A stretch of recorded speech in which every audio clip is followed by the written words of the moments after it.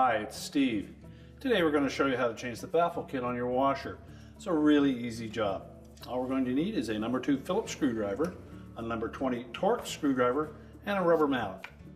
Let me show you how we do it. Now to do this repair, we will need to remove the top for the washer. So we'll want to first of all unplug it and give ourselves enough room that we can access the 3 screws that secure the top to the back.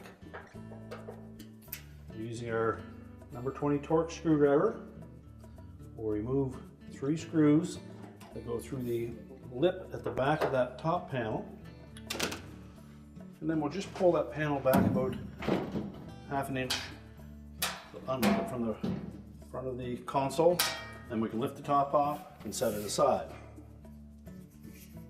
Now, the reason we pull the top off is so that we can access this hose that comes from the soap box into the top of the tub. So just grasp that, squeeze it, and work it out of that opening in the outer tub. That will allow us to see the outside of the inner drum. And if we open up the washer door and rotate that inner basket, once we have one of those baffles at the top center, if we look through that opening, we'll see where it clips onto the tub, and we'll also be able to see whether or not there is any screws that are securing it to that basket. So I want to make sure that there are no screws holding those baffles in place. The original ones typically did not have screws on them, but it may have been replaced at some point or another, and a screw may have been added. Once we verify that there are no screws on there, we'll take our mallet and a small block of wood. Now the baffles that you receive may look different than what is originally on your drum, but it's the proper part for your washer. So we're going to take that block of wood, we'll set it at the front of that baffle. We'll give it a rap from the hammer, which will knock that baffle towards the back of the tub, and we'll release it. There are 6 little tabs that fit into slots on the drum that lock it into place. Just rotate the drum. Do the same for the next one. And again, just give it a sharp rap.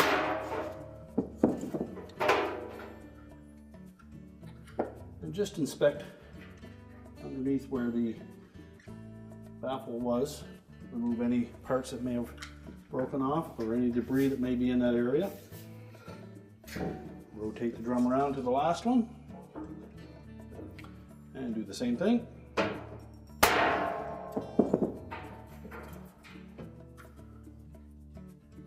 Now to install the new baffles, we're going to take those, and you'll note that the center one has more of a gap between one end than it does the other, and the long gap will go towards the rear, which means the raised portion of that baffle will be against the back of the tub. So we're going to sit it into those slotted openings in the bottom and then pull that baffle sharply forward to lock these tabs into the slots on the drum.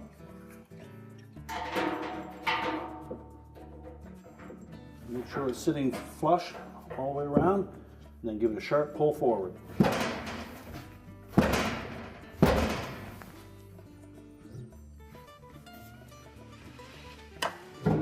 Rotate the drum and do the same for the next one.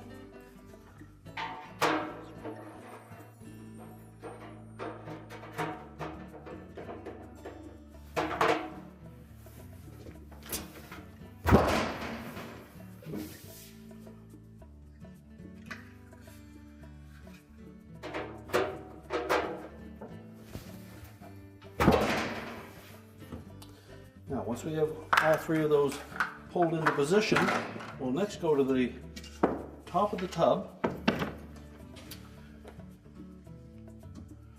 and we'll look down through that hole where we removed the hose, and we're just going to rotate that drum until we have one of those baffles directly at the top.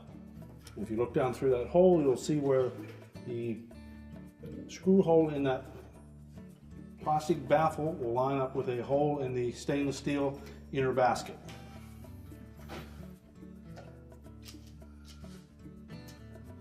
Now we'll secure those baffles in place with the screws that were supplied with the kit. Use caution so that we don't drop them in between the two tubs.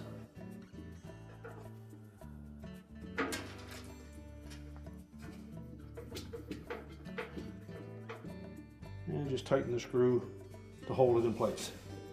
Rotate the drum till the next baffle lines up, and continue to do that for the remaining two baffles.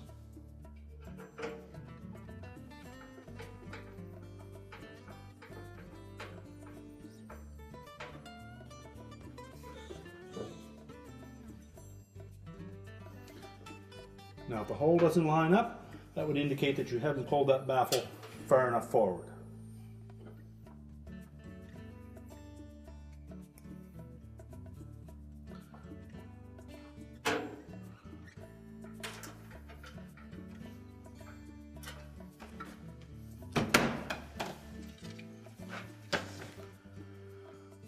Well, next we need to reinsert that injector hose into the top of the tub, and we want that large flange portion of that hose to be inside of the outer tub.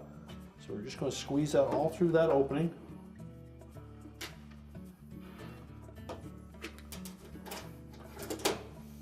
Then if you just work that hose around in a circular motion, the top portion of that hose will lock it into place. And then we can put the top panel back on. We'll position that so that the front lip of that top panel sits forward of the plastic housing that secures the control panel. It should allow it to lay flush. Push it forward until it closes that gap. Take the 3 retaining screws and install them across the back.